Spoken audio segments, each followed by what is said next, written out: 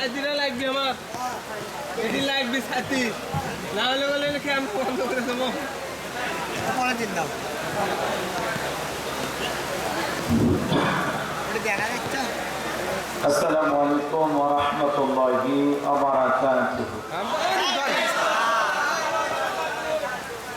إن الحمد لله الأكرم الذي خلق الإنسان وكرمه وعلمه من البيان ما لم يعلم فسبحان الذي لا يحصى امتنانه باللسان ولا بالقلم نشهد أن لا إله إلا الله وحده لا شريك له ونشهد أن سيدنا وسندنا وحبيبنا ومولانا محمدا عبده ورسوله الذي أرسله بالحق بشيرا ونذيرا وداعيا إلى الله بإذنه وسراجا وقمرا منيرا فقد قال الله تعالى في كلامه المجيد وفي فرقانه الحميد সকলে জবান ছেড়ে মহব্বতে আওয়াজ দে পড়ুন আউযু বিল্লাহি মিনাশ শাইতানির রাজীম বিসমিল্লাহির রাহমানির রহিম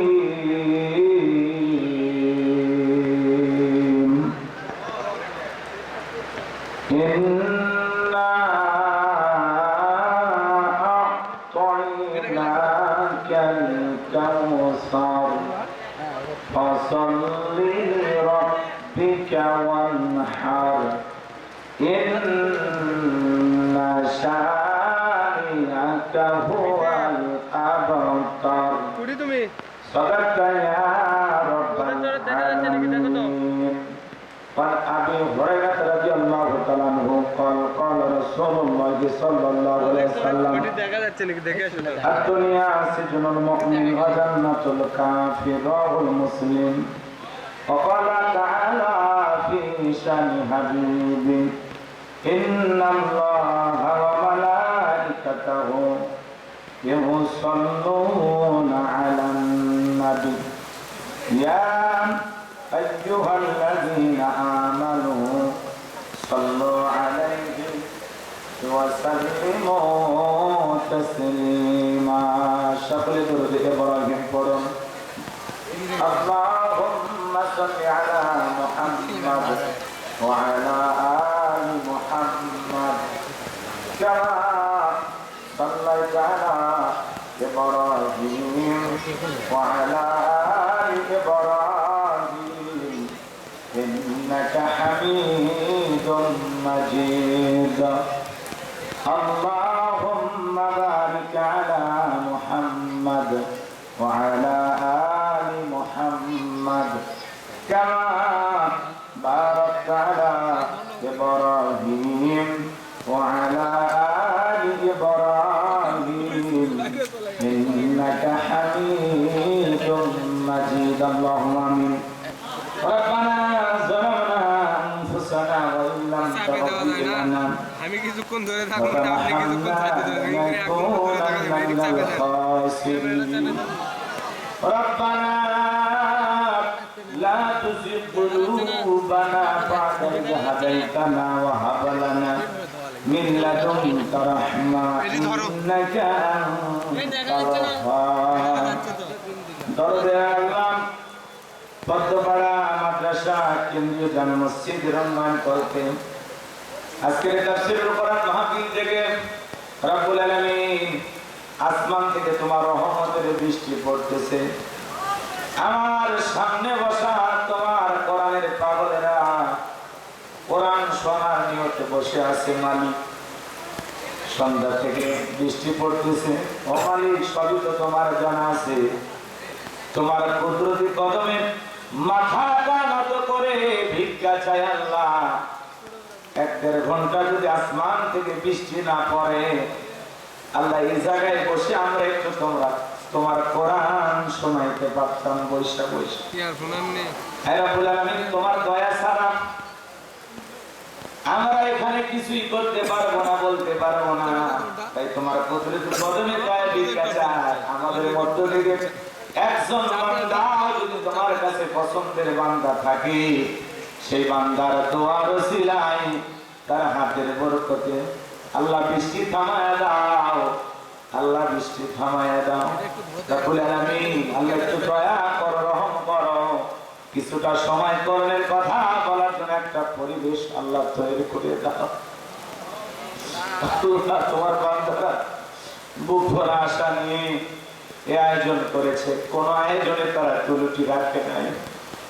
এত কষ্ট পরিশ্রম করেছে এই পদ্মপাড়ার তরুণ যুবকেরা, খেয়ে না খেয়ে তারা কষ্ট করেছে। বৃষ্টির পানির মতো তাদের চোখ দিয়ে পানি পড়তেছে। আল্লাহ দয়া করে একটু রহম করো। কিছুটা সময় কর্মের কথা বলার জন্য একটা পরিবেশ আল্লাহ তৈরি করে দাও। আল্লাহ দয়া করো, আল্লাহ আল্লাহ তুমি দয়া করো, তুমি ছাড়া আমাদের কেউ নাই। আল্লাহ একটু রহম করো, দয়া করো। আল্লাহ একটু বৃষ্টি কমায় দাও। এরপরে যদি তোমার আসমান থেকে বৃষ্টি আসে, ফয়সালা যা হয় সেটা তো গোলাম হিসাবে আমরা মেনে নিতে বাধ্য। একটু দয়া করো আল্লাহ, একটু দয়া করো। সুবহান রাব্বিকা রাব্বিল ইজ্জাতি আম্মা ইয়াসিফুন, সালামুন আলাল মুরসালিন, আলহামদুলিল্লাহি রাব্বিল আলামিন। লা ইলাহা ইল্লাল্লাহ, লা ইলাহা লা ইলাহা ইল্লাল্লাহ, লা ইলাহা লা ইলাহা ইল্লাল্লাহ, লা ইলাহা লা ইলাহা ইল্লাল্লাহ, লা ইলাহা ইল্লাল্লাহ। যার দিলে আছে আমার মনে আছে আমার আল্লাহর ভয়, আল্লাহ আল্লাহ সব সময়। আহারানিদেরা ভালো লাগে না এই দুনিয়া, ভালো লাগে না, ভালো লাগে শুধু ইল্লাল্লাহ, লা ইলাহা ইল্লাল্লাহ, লা ইলাহা ইল্লাল্লাহ, লা ইলাহা ইল্লাল্লাহু মুহাম্মাদুর রাসূলুল্লাহ। জবান ছেড়ে একবারে পড়ছি সাল্লাল্লাহু আলাইহি ওয়াসাল্লাম। বাংলাদেশের ঐতিহ্যবাহী বগুড়া জেলার গাবতলী থানার অন্তর্গত পদ্মপাড়া মাদ্রাসা কেন্দ্রীয় জামে মসজিদের উন্নয়ন কল্পে আজকের 11তম বিরাট তাফসীরুল কোরআন মাহফিলে সম্মানিত সুযোগ্য অনারেবল প্রেসিডেন্ট জনাব মোহাম্মদ আতিকুর রহমান রোমন, আল্লাহ পাক করে বলেন যে হায়াতে তৈয়বা সেটি করলে দান করুন, চিল্লা বলুন আমিন। আজকের প্রোগ্রামের সভাপতি হিসেবে যাদের নাম আছে আল্লাহ সবাইকে কবুল করুন। প্রধান অতিথি জনাব আলহাজ মোহাম্মদ আব্দুস সালেহ, আল্লাহ পাক করে বলেন যে হায়াতে তৈয়বা সেটি করলে দান করুন। আজকের প্রোগ্রামের বরণ অতিথিবৃন্দ, বিশেষ অতিথিবৃন্দ, আমন্ত্রিত অতিথিবৃন্দ, অনেকের নাম রয়েছে, যতগুলো নাম পোস্টারে আছে সকলের নাম বলা সম্ভব নয়। সকলের জন্য দোয়া করে পড়ছি। ওরা ফাহনা এলাকার যিকরা, আল্লাহ পাক সকলের সম্মানকে বৃদ্ধি করুন, সিলা বলুন আমিন। যুবকেরা কষ্ট করে আমাকে দাওয়াত দিয়ে এনেছেন, আর বিশেষ করে আজকে যিনি বারবার মোবাইলে যোগাযোগ করেছেন, অনুরোধ করেছেন, আপনাদের গ্রামের কৃতি সন্তান, বিজ্ঞানী, গবেষক জনাব মোহাম্মদ মাহমুদুর নবী বিপ্লব ভাই, আল্লাহ পাক তারে বলেন যে হায়াতে তৈয়বা সিয়াতি কুলিয়া দান করুন, সকলে বলুন আমিন। আপনাদের গ্রামের সন্তান, কিন্তু সারা দেশে তার একটা সুনাম সুখ্যাতি আছে। আল্লাহ তাআলা তাকে একটা সম্মান দিয়েছেন। আপনাদের এলাকার একটা সন্তান যার ভিতরে আল্লাহ এমন প্রতিভা দান করেছেন, লক্ষ লক্ষ মানুষের মধ্যেও এরকম একজন মানুষ পাওয়া কঠিন হয়ে যায়। আল্লাহ পাক মাহমুদুল নবী বিপ্লব ভাই একজন বিজ্ঞানী গবেষক দেখেছেন, করোনা মহামারীর সময় তিনি একটি বিশাল আবিষ্কার করেছিলেন, যেটা দিয়ে বাংলাদেশে ওই সময় একটা জরুরি যে প্রয়োজন সেটা তিনি আবিষ্কার করেছিলেন। সোশ্যাল মিডিয়াতে তাকে নিয়ে সে সময় ব্যাপক আলোচনা হয়েছে। এই জন্য আল্লাহ তাআলার কাছে দোয়া করছি, আল্লাহ পাক যেন প্রিয় ভাইয়ের মেধা যোগ্যতা আরো বাড়িয়ে দেন, তিনি যেন আরো নতুন কিছু আবিষ্কার করে এদেশের মানুষের কল্যাণে এমন কিছু তৈরি করতে পারেন, এমন কিছু যোগ্যতা আল্লাহ যেন তাকে দান করেন যেটা দ্বারা পুরো দেশের মানুষ উপকৃত হবে। কথা বলেন ঠিক কিনা? আল্লাহ আমার প্রিয় ভাইকে কবুল করুন, ছিল বলুন আমিন। উপস্থিত সম্মানিত ওলামায়ে কেরাম, সামনে বসা পিতৃ সমতুল মুরব্বী বাবাজিরা, কলিজার টুকরা প্রান্তীয় যুবক ভাইরা, ছোট ছোট সোনামানিকেরা, পর্দার আড়ালের সম্মানিত বলা সরলা হাফেজা সাবেহা মা বোনেরা, সবাইকে মহান মনিবের দরবারে সিজদা অবনত চিত্তে কালিমাতুশ শুকর আদায় করে পড়ছি আলহামদুলিল্লাহ। আলহামদুলিল্লাহ। আল্লাহ তাআলা বৃষ্টি দিয়েছেন, এজন্য মন খারাপ করছেন? একটু জোরে সরে বলেন আলহামদুলিল্লাহ। রব্বানা লাকাল হামদ হামদান কাসীরান তাইয়িবান মুবারাকান ফীহি। লক্ষ কোটি দরুদ ও সালাম মানবতার কৃষ্ণবন্ধু বিশ্বনবী বিশ্বনেতা যে নবী আইয়ামে জাহিলিয়াতের যুগে আগমন করেন, অসভ্য মানুষগুলোর সভ্য বানিয়েছেন, অভদ্র মানুষদেরকে ভদ্র বানিয়েছেন, কোরআন নামের সংবিধানে কোরআনের রাজকে করে সোনার যুগ উপহার দিয়া মদিনার পাক হইতে সাহিত্য আছেন, সে রাসূলের প্রতি কলিজা ভরা মহব্বত নিয়ে পড়ছে দরুদ ও সালাম সকলেই পড়ুন সাল্লাল্লাহু আলাইহি ওয়াসাল্লাম। সম্মানিত ভাইরা আমার, বেশি কথা বলার সুযোগ নাই, সেই পরিবেশও নাই, আপনাদের অনেক কষ্ট হচ্ছে। আমি আপনাদেরকে ধন্যবাদ জানাই যে এত বৃষ্টি পড়তেছে তারপরে আপনারা বসে আছেন, কি কারণে আমি নিজেও জানি না। আসলে কি কোরআনের প্রতি আপনাদের এতই ভালোবাসা, এই জন্য কি বসে আছেন? সত্যি আল্লাহর কোরআনের মহব্বতে বসে আছেন? সম্মানিত ভাইরা, ওয়াজ করতে গেলে পরিবেশও লাগবে, সময়ও লাগবে, তাই না? আমরা যে পরিবেশে আছি, যত সুন্দর কথাই বলা হোক, কতটুকু ভালো লাগবে আমরা জানি না। তারপরে যেহেতু ভাইয়েরা আমাদেরকে দাওয়াতে এনেছেন, একটু সংক্ষিপ্ত 2-4 মিনিট কথা বলি, আমরা দোয়া করে দেবো ইনশাআল্লাহ।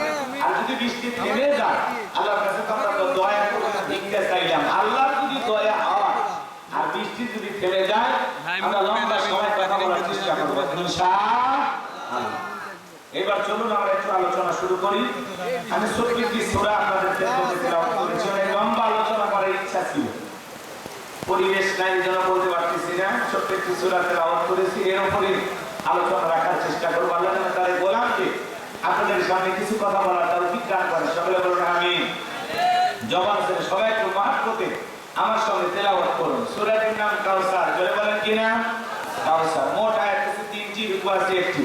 বিশ্বনবীর মক্কার জিন্দেগিতে আল্লাহ রাব্বুল আলামিন এই সূরাটি নাযিল করেছেন। একটু জবান ছেড়ে সবাই আউযু বিল্লাহি মিনাশ শাইতানির রাজীম বিসমিল্লাহির রাহমানির রাহিম। বিদ্যালয় মুদ্রা শয়তানের কাছ থেকে আল্লাহ পাকের কাছে আশ্রয় প্রার্থনা চাচ্ছি। পরম করুণা সিন্ধু আল্লাহ তাআলার নাম শুরু করছি। ইন্না আ'তাইনাকাল কাউসার ফাসাল্লি লিরাব্বিকা ওয়ানহার ইন্না শানিয়াকা হুয়াল আবতার। আল্লাহু আকবার। যে কোন আয়াত বা সূরা তাফসীর করতে হলে কোন প্রেক্ষাপটে কোন সময় আল্লাহ তাআলা সেই সূরাটি বা আয়াতটি নাযিল করেছেন, সেই নাযিলের প্রেক্ষাপট জানা দরকার আছে না নাই? আরবিতে বলা হয় শানি নজুল। যদি শানি নজুল আলোচনা করা হয় তাহলে তাফসীর বুঝতে সহজ হয়। তাহলে নবীজির উপরে আল্লাহ তাআলা কোন প্রেক্ষাপটে কোন সময় সূরা কাউসার নাযিল করেছেন, একটু নাযিলের প্রেক্ষাপট জানা দরকার আছে না নাই? আরবিতে বলা হয় শানি নজুল। আমি কি একটু আলোচনা করব? শুনবেন তো ইনশাআল্লাহ? এই 15-20 মিনিট কথা বলে আমরা দোয়া করে দেবো, পারবেন না? একটা তাকবীর দেন, লিল্লাহি তাকবীর। আরেকটা আওয়াজ, লিল্লাহি সম্মানিত ভাইরা আমার, বিশ্ব নবীর প্রিয় সাহাবী হযরত আনাস রাদিয়াল্লাহু তাআলা বলেন, নবীজিকে আমার হাজিমে হেলান দিয়া বসা, আমি তাকায়া দেখি নবীদের মনটা খারাপ, মুখটা মলিন, চোখের কোনা দিয়া অশ্রু ঝরতেছে। হযরত আনাস থেকে বলে, কিছুটা সময় অতিবাহিত হয়ে যাওয়ার পরে আমি তাকায়া দেখি আমার নবীজি মুস্কি মুস্কি হাসতেছেন। বলুন সুবহানাল্লাহ। হযরত আনাস থেকে বলেন, নবী গো, এই মাত্র দেখলাম মনটা খারাপ, মুখটা মলিন, চোখের কোনা দিয়ে অশ্রু ঝরতেছে, আবার কেনই বা মুস্কি মুস্কি হাসেন? আমার নবী কেন কাঁদেন, কেন হাসেন? এর পেছনে রহস্য আছে না নাই? নবীজির কান্না করার কারণ হলো নবীজির কলিজার টুকরা ছেলে সন্তানগুলো জন্ম নেয়, আর একে একে ছেলে সন্তানগুলো মারা যায়। আবুল কাসেম মারা যায়, আবু তাকের মারা যায়, ইব্রাহিম মারা যায়, সন্তানগুলো জন্ম নেয় আর একে একে মারা যায়। এই জন্য নবীজির মনটা ভীষণ খারাপ। নবীজির কাছের চাচা নাম হলো আবু লাহাব, ডেকে বলে, হাদিজা, তোমার বংশে বাতিজার কেউ থাকলো না, তুমি একটা লেজ কাটা, তুমি একটা নির্বংশ ধরে কন্যা। ওয়াজবিল্লাহ। যদিও রাসূলের 4টা কন্যা সন্তান জীবিত ছিল, কিন্তু ছেলেগুলো জন্ম নেয় আর ছেলেগুলো একে একে মারা যায়। আর নবীজির কাছের চাচা হয়ে সমালোচনা করে, এ বাজান গো আমার, আপনারাই বলেন, আল্লাহ না করুন আপনার আমার সন্তান যদি মারা যায়, কাছের আত্মীয় স্বজনদের উচিত বিপদের দিনে সান্ত্বনা দেওয়া। বাবা তুমি সবর করো, ধৈর্য ধারণ করো, জীবন মৃত্যুর মালিক আল্লাহ। আল্লাহ সন্তান দিয়েছে, আল্লাহ নিয়েছে, মন খারাপ করো না। আল্লাহ যদি চায় বছর না ঘুরতে আবার তোমাদের কোল আলোকিত করে সন্তান দিতে পারেন, তিনি কে? কাছের মানুষদের উচিত বিপদের দিনে সান্ত্বনা দেওয়া। কিন্তু নবীর চাচা আবু লাহাব এতটাই খারাপ, সান্ত্বনা দেওয়া দূরের কথা, ডেকে বলে, ভাতিজা তুমি একটা লেজ কাটা, তুমি একটা নির্বংশ, তুমি একটা হাত ঘুরে জোরে কন্যা। নাউযুবিল্লাহ। নবীজির ছেলে সন্তানগুলো জন্ম নেয় আর একে একে ছেলে সন্তানগুলো মারা যায়। এই পৃথিবীর জমিনে অনেক নবী রাসূলকে আল্লাহ তাআলা সন্তান দান করেছিলেন, তাদের সন্তান প্রাপ্ত বয়স পর্যন্ত জীবিত ছিল। কিন্তু নবীজির একটা ছেলে সন্তান কেন যৌবন পর্যন্ত জীবিত থাকলো না? কেন তারা শিশুকালে বিদায় নিলেন? এর পিছনে কারণ আছে না নাই? নবীজির ছেলে সন্তানগুলো শিশুকালে বিদায় নেওয়ার পিছনে কারণ আছে 3টি। জোরে বলেন কয়টি? আর জোরে হলো না। একটু মিছিল করো, 16 বছর মিছিল করতে পারেনি, সামনে মিছিল করার দিন আসতেছে, কথা বলেন ঠিক কিনা? নবীজির ছেলে সন্তানগুলো আল্লাহ তাআলা শিশুকালে কেন উঠিয়ে নিলেন? এর পিছনে কি সেই 3টি কারণ, কি সেই 3টি রহস্য আপনারা কি শুনবেন? একটু হাত তুলে বলেন তো, শুনবেন? লিল্লাহি তাকবীর। আমার ভাইরা, কি সেই 3টি কারণ যদি আমি বলতে চাই, 3 নাম্বার আয়াতের আলোচনা করা লাগবে। আমি কি 1 নাম্বার আয়াত বাদ দিয়ে 3 নাম্বারে যাব? আস্তে আস্তে শুরু করা যায়, কতদূর পর্যন্ত যাওয়া যায়। আমি যে কথা বলতে চাচ্ছিলাম, একটা সন্তান হারানোর কথা, কাফেরদের সমালোচনা, অন্যদিকে সাহাবায়ে কেরামরা ইসলাম ধর্ম গ্রহণ করে, কাফের বেঈমান তাদের উপর নির্যাতন, জুলুমের স্টিম রোলার চালায়। হযরত বেলাল কখনো কালেমা পড়ে মুসলমান হন নাই। নবীজি রাতের বেলা আর কামে বসা, হযরত বেলাল বিশ্ব নবীর দরবারে উপস্থিত হইয়া নবীজির চেহারার দিকে তাকাইয়া এটা বলেন, নবী গো, আপনার থেকে সুন্দর মানুষ আমি জীবনে কোনোদিন দেখি না। আপনারা আমাদের কতটা সুন্দর ছিলেন জানেন? হযরত জাবের রাদিয়াল্লাহু তাআলা বলেন, পূর্ণিমার রাত আমি রাসূলের বাড়িতে গিয়েছিলাম, সেদিন দেখেছিলাম চাঁদ হয়েছে 2টা, একটা চাঁদ আসমানে আর একটা চাঁদ জমিনে। হযরত জাবের ডেকে বলেন, আমি একবার আকাশের পূর্ণিমার চাঁদের দিকে তাকাই আর একবার বিশ্ব নবীর চেহারার দিকে তাকাই। হযরত জাবের বলেন, ওই আকাশের পূর্ণিমার চাঁদের চাইতেও বিশ্ব নবীকে আমার কাছে বেশি সুন্দর মনে হয়। আপনারা আমার নবী কতটা সুন্দর ছিলেন জানেন? আপনাদের আয়েশা ডেকে বলেন, মিশরের নারীরা ইউসুফ নবীর চেহারার দিকে তাকাইয়া মালকার থেকে আঙ্গুল কেটে ফেলে দিয়েছিল। ওরা যদি একবার আমার বিশ্ব নবীর চেহারার দিকে তাকাইতো, শুধুমাত্র আঙ্গুল নয়, আঙ্গুল কাটতে কাটতে হাত ছাড়তে দেখে কখন যে নিজের কলিজা কেটে টুকরা করে দিত, বহুতের জন্য টের পাইতো না। আপনার আমার নবী এতটাই সুন্দর। পাইলে নিরালাই গো নবী, পাইলে নিরালাই, পাইলে নিরালাই গো নবী, পাইলে নিরালাই। 2 কদমে চুমু খাবো, 2 কদমে চুমু খাবো, চরণ ধুলি মাগবো গায়ে, পাইলে নিরালাই গো নবী, নবী পাইলে নিরালায় বলে কোন মারহাবা। নবী কতটা সুন্দর ছিলেন জানেন? আম্মা জান আয়েশা রে বলল, দুনিয়ার মানুষ, তোমাদের একটা সূর্য আছে, আমি আয়েশার একটা সূর্য আছে। তোমাদের সূর্য উদয় হয় দিনের বেলায়, আর আমি আয়েশার সূর্য উদয় হয় রাতের বেলায়। আম্মা জান আয়েশা একদিন সেলাইয়ের কাজ করতেছিলেন রাতের বেলায়, হঠাৎ করে শুয়ে পড়ে গেল। বাতিতে কোনো তেল ছিল না, বাতি জ্বালাইতে পারলেন না, অপেক্ষায় পয়সা কাটলেন। বিশ্বনবী যখন এশার সালাত আদায় করার পরে ঘরের ভিতরে প্রবেশ করলেন, সর্বপ্রথম নবীজি ঘরে ঢুকে আম্মা জান আয়েশাকে সালাম দিলেন। নবী ঘরে ঢুকে স্ত্রীকে কি দিলেন? এটা জোরে বলেন। আপনি আমি যখন বাড়িতে প্রবেশ করি, বউকে সালাম দেওয়ার দরকার আছে না নাই? নবীর এই সুন্নত ঘরে চালু থাকা দরকার আছে না নাই? বাড়িতে যা বউকে সালাম দিবেন, আসসালামু আলাইকুম রহিমা, কেমন আছো সোনা? ঘরের দরজাটা খোলো না, আমি তোমার লিটনের বাপ, তোমার দিওয়ানা। বউ খুশি হয়ে দরজা খুলে দেবে, কথা বলেন ঠিক না? কিন্তু আপনার আমার ব্যবহার এত মিষ্টি না। ঘরের দরজাটা দরজা খোল, বেশি দেরি হলে দরজা ভাঙিয়ে ফেলে দিয়া তোর পিঠের উপর আজ কি যে হবি রে। ভিতর থেকে বউ বলে যে স্বামী না সেখানে আসলাই। এরকম আছে না নাই? আমার ভাইরা, আমি যে কথা বলতে যাচ্ছিলাম বাজান, হৃদয়ের কান থেকে কথাগুলো শুনে যাবেন।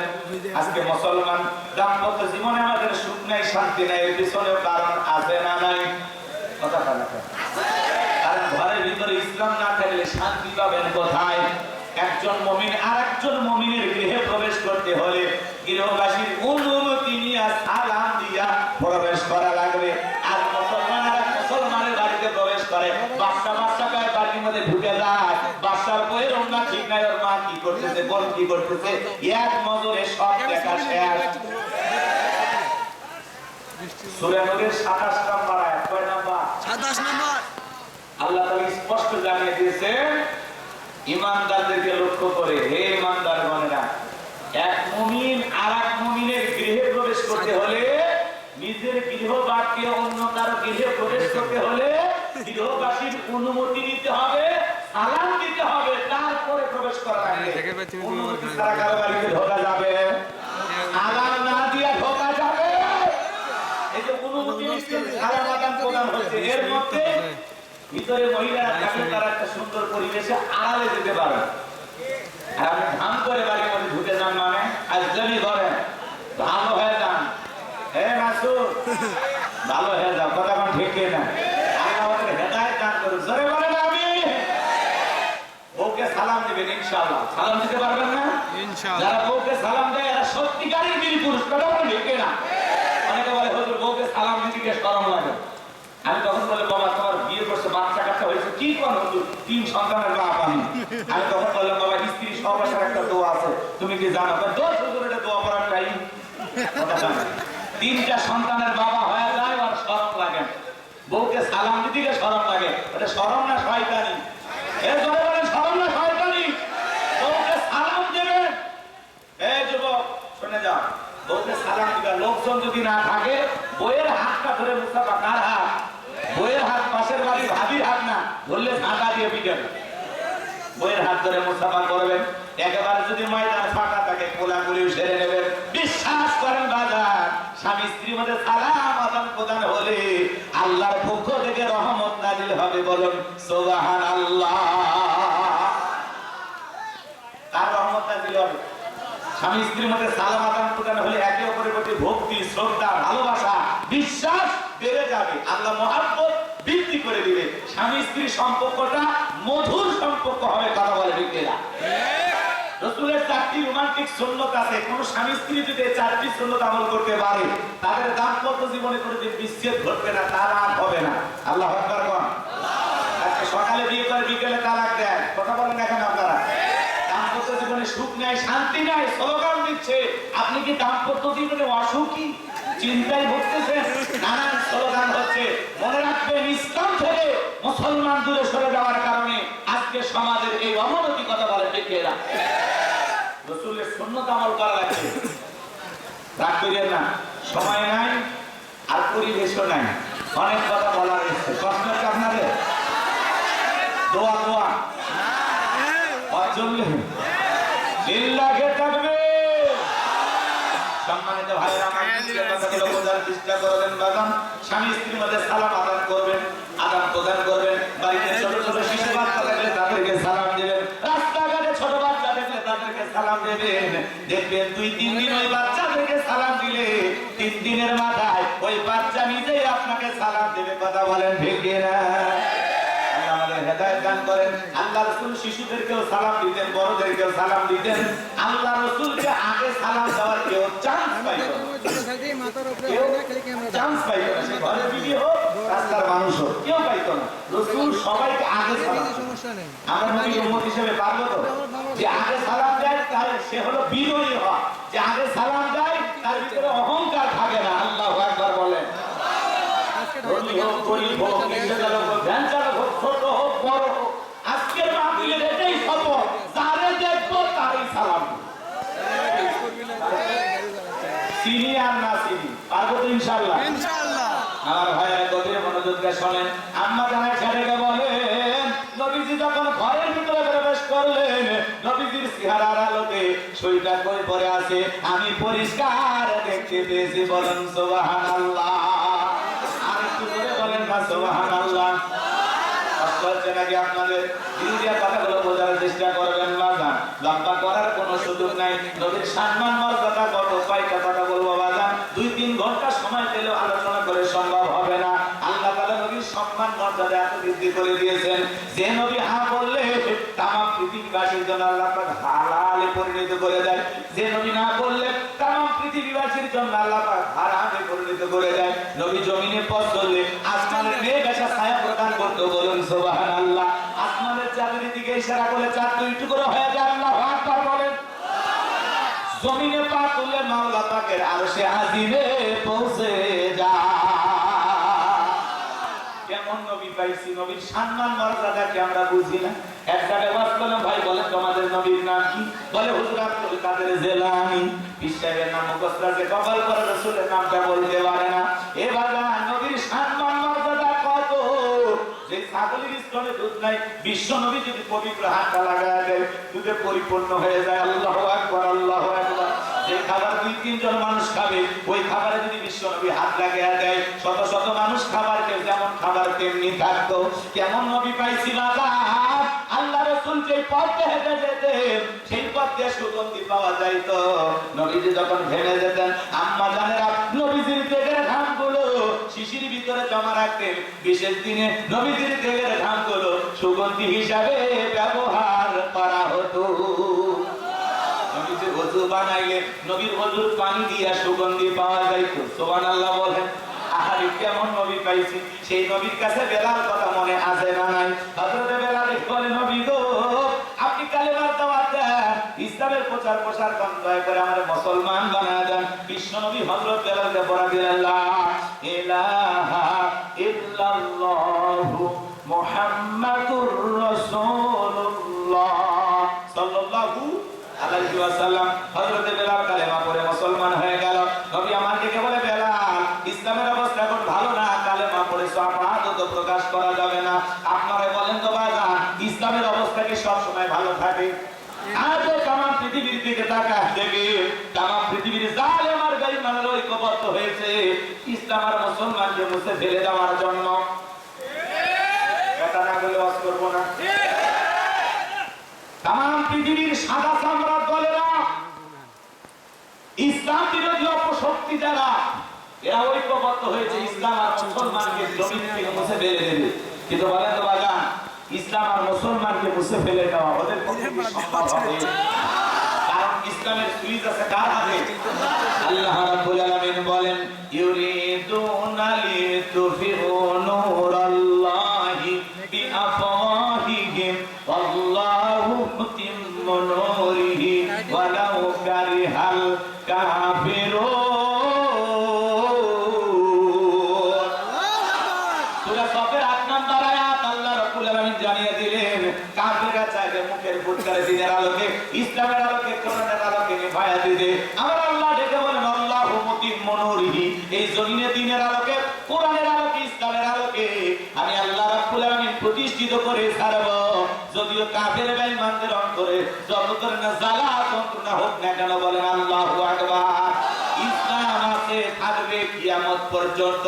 ইসলামকে থামিয়ে দিতে পারবে যারা, নমরুদ ফিরাউনের মতো পৃথিবী থেকে বিদায় নেবে তারা। ইসলাম কোনো জালেমে মুসলমানের গায়ে যারা হাত দেয় ওই জালেমেরা চিরকাল ক্ষমতায় টিকে থাকতে পারে না, কথা বলা ঠিক না?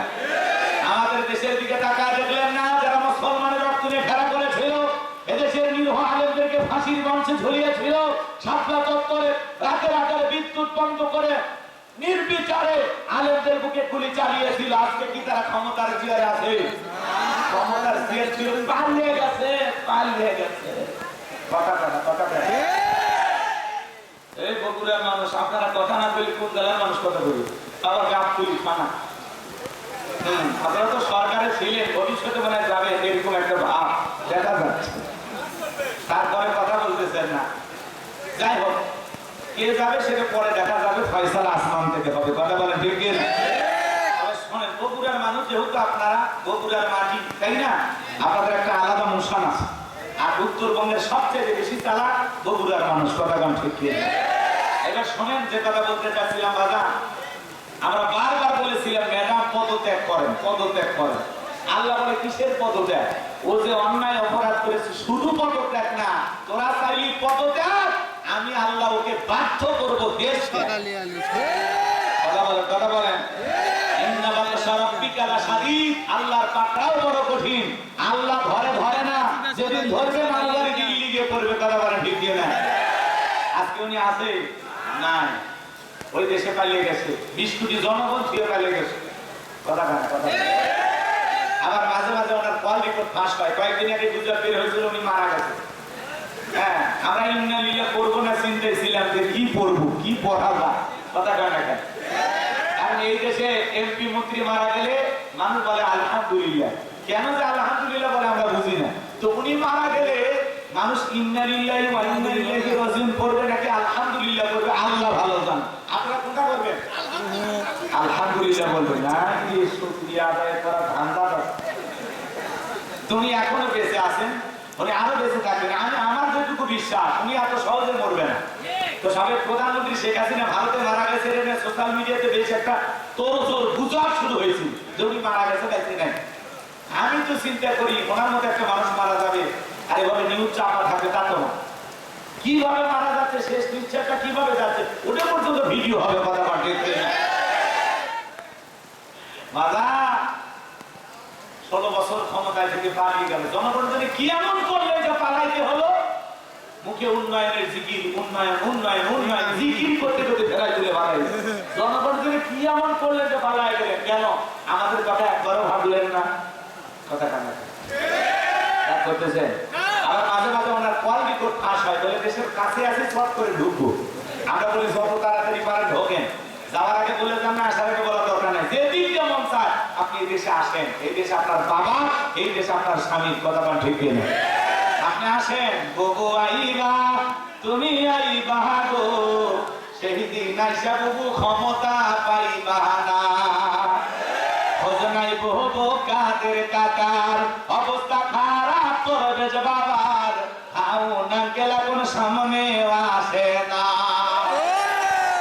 কর্মী সব জেলের ভিতর, আমি আসি ডরের ওপর, তখন জানি আসে গ্রেফতারি পরোয়ানা।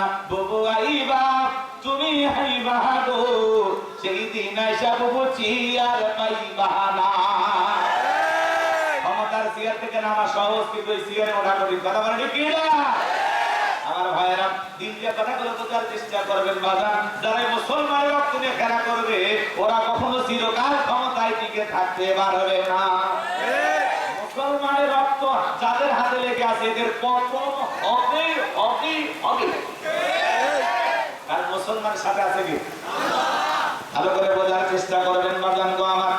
নবী দেখে বলে বেলাল ইসলামের অবস্থা এখন ভালো না, কালেমা পড়ে আপাতত প্রকাশ করা যাবে না। বেলাল দেখে বলে নবী আমার জীবনের কোনো দাম নাই। আমার মনি উমাইয়াকে বলেছিলাম উর্দুম্বা ছাগল পেশাব পায়খানা করে দেয়, এই ঘরে থাকতে আমার বড় কষ্ট হয়। উমাইয়া দেখে বলে বেলাল উর্দুম্বা ছাগলের দাম আমার কাছে আছে, কিন্তু তোর মতো কালো হাসি বেলালের দাম আমার কাছে নাই। নবী আমার জীবনের কোনো দাম নাই, আপনি শুধু আমাকে দোয়া করে দেন, আমি যেন মৃত্যু পর্যন্ত কালেমার পথে টিকে থাকতে পারি। এই কথা বলে চলে গেলেন বাবা। যে কথা বলতে চাচ্ছিলাম দিল দিয়ে কথাগুলো বোঝার চেষ্টা করবেন আমার ভাইয়েরা, হৃদয়ের কাছ থেকে কথাগুলো শুনে যান। এইবার হযরত বেলাল চলে গেলেন। পরের দিন সকালবেলা সূর্য উদয় হয়ে গেছে, অনেকটা বেলা হয়ে গেছে। হযরত বেলাল দরজা খোলে না। অন্যান্য চাকর বাকর যারা আছে নালিশ নিয়ে চলে গেছে উমাইয়ের কাছে, যা বলেন এটা এখন পর্যন্ত বেলাল দরজা খোলে না, তাই নাকি? বলে হ্যাঁ ঠিক আছে চলো যাই। দরজা ডাকে, এ বেলাল দরজা খোল। হযরত বেলাল দরজা খোলে না, জোরে করে ধাক্কা মারছে যখন দরজা খুলে গেছে, তখন এইবার উমাইয়া ডেকে বলে টাকা দেখো। ভালো করে বুঝতেন বাবা, হযরত বেলাল যেদিন কালেমা পড়ে মুসলমান হয়েছে, উমাইয়া টাকা দেখে যে রাত্রিতে বেলাল কালেমা পড়ে মুসলমান হয়েছে, ওই রাত্রিতে একটা উত্তম ছাগলের কাছে কোনো পেশাব পায়খানা নাই, জোরে কোন মারহাবা। এইবার উমাইয়া বলে